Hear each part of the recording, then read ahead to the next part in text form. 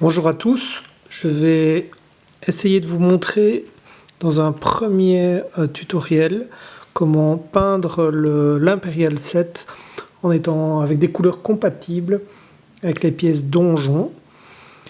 Donc je vais essayer dans ma toute première vidéo de tutoriel de vous démontrer comment peindre ce set. Alors tout d'abord, quel est le matériel qu'il vous faut? Des pinceaux, une différente gamme de couleurs. Moi j'aime bien aussi prendre des petits potiquets en céramique. Ça permet de faire le mélange de couleurs, de laver son potiquet par rapport à des potiquets plastiques. Donc c'est un petit truc.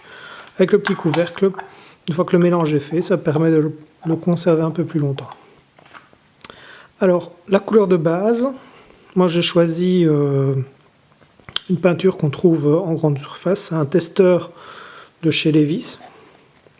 Donc, ce que j'aime bien avec cette couleur, c'est un gris de base, mais quand il sèche, il est légèrement mauve.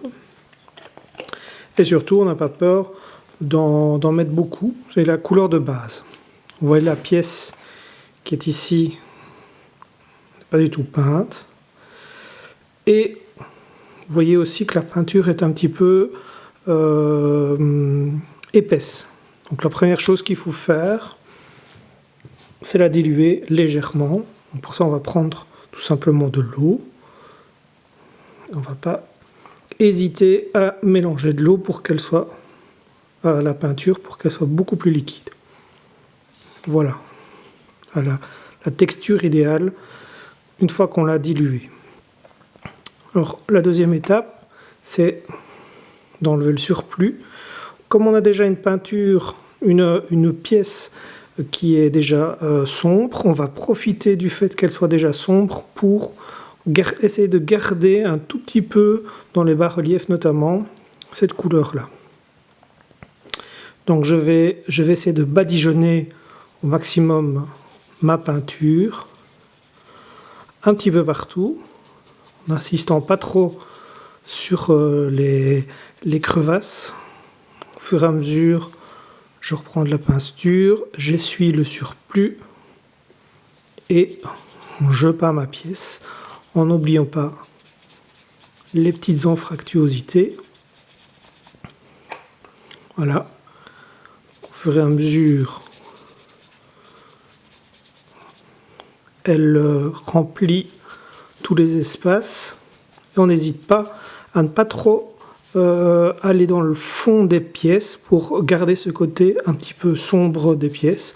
Comme on a mis un petit peu d'eau sur une peinture qui n'est pas vraiment prévue à la base pour être sur du plastique, du PVC, et que probablement qu'il y a un enduit de démoulage qui est appliqué sur la pièce, eh bien on voit que la peinture a tendance à s'agglutiner à certains endroits, donc il faut parfois repasser un petit peu, faire une deuxième passe.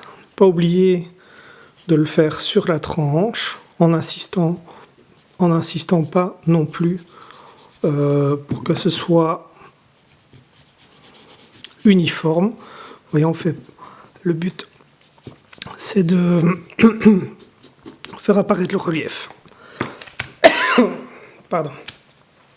Une fois qu'on a fait ça, une fois que c'est sec, on arrive avec ce type de pièce. Donc une fois que c'est sec, on voit que la teinte va devenir grisée et uniforme.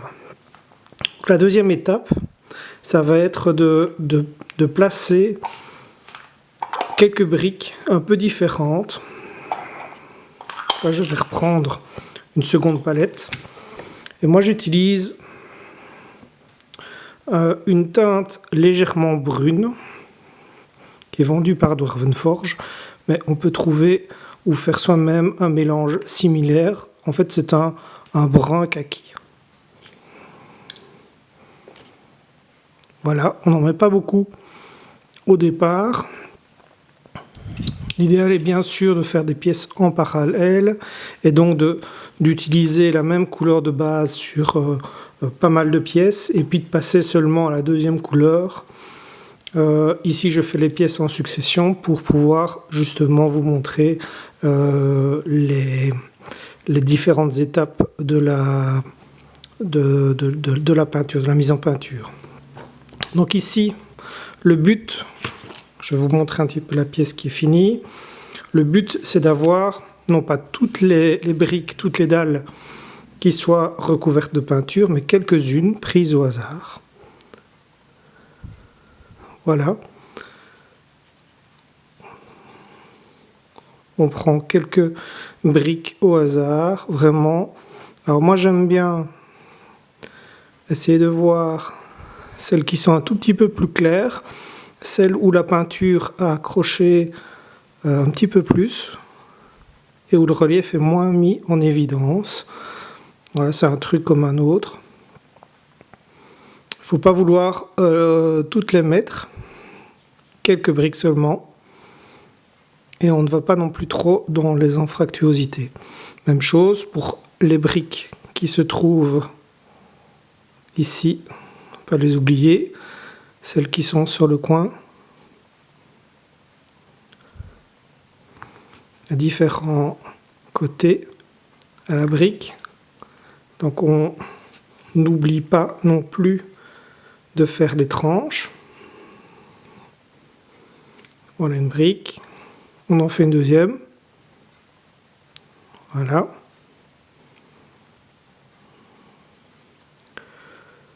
Et puis, on arrive à la partie des toutes petites briques. Donc là, également, on va peindre les petites briques. Alors on les fait au hasard, un petit peu selon l'inspiration du moment, en ne devant pas en peindre de trop en une fois. Voilà, il faut essayer de garder une proportion toujours identique. C'est ça qui est important, c'est de garder la même proportion pour ne pas avoir un excès de briques orange, enfin brunes, d'avoir un peu la même proportion qui est respectée, environ 1/4 qui doit être peinte, même chose ici, un petit peu moins. Voilà, donc voilà la partie qui n'est pas encore séchée. Je repars à partir de celle-ci. Alors la couleur suivante, c'est la couleur de base de Dwarvenforge. Alors pour y arriver, on repart de notre gris de tout à l'heure. Je prends du jaune.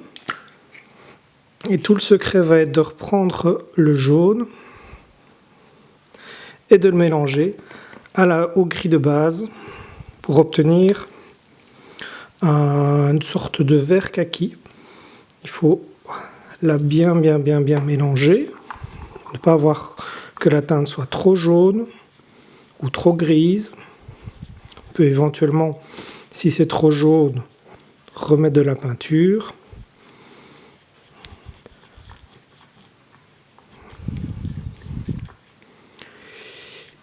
Ici, moi, j'ai l'impression que j'ai mis un tout petit peu de jaune en trop.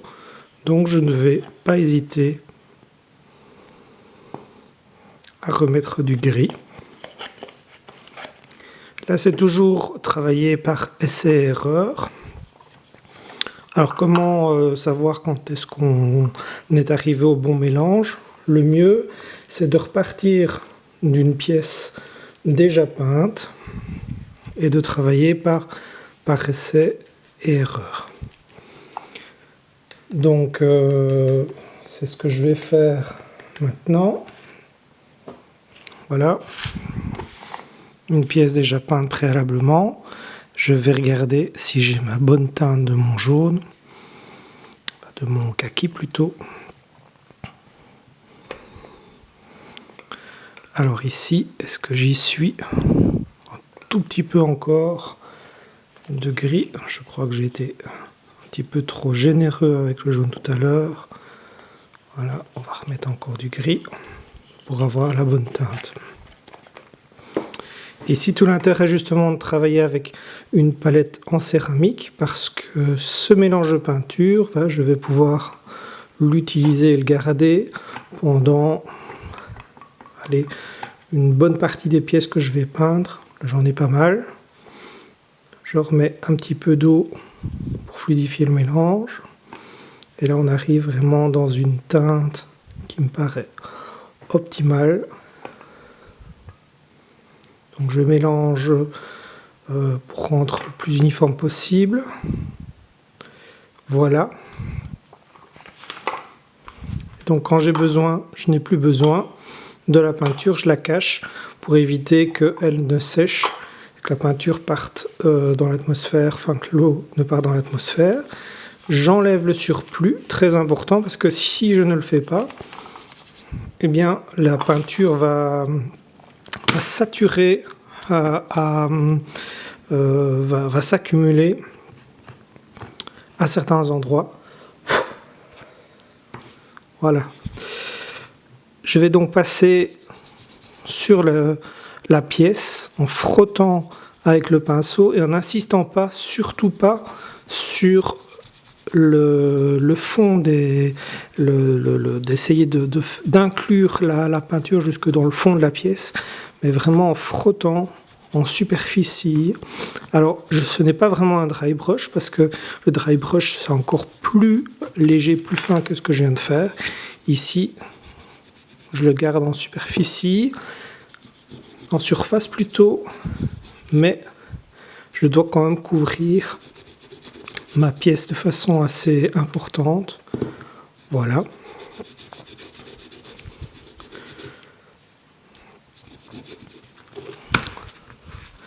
Je n'oublie pas de faire la tranche qui est ici. Voilà, là j'ai une pièce. Si je la compare avec le stade à laquelle je dois arriver, on n'est pas trop mal.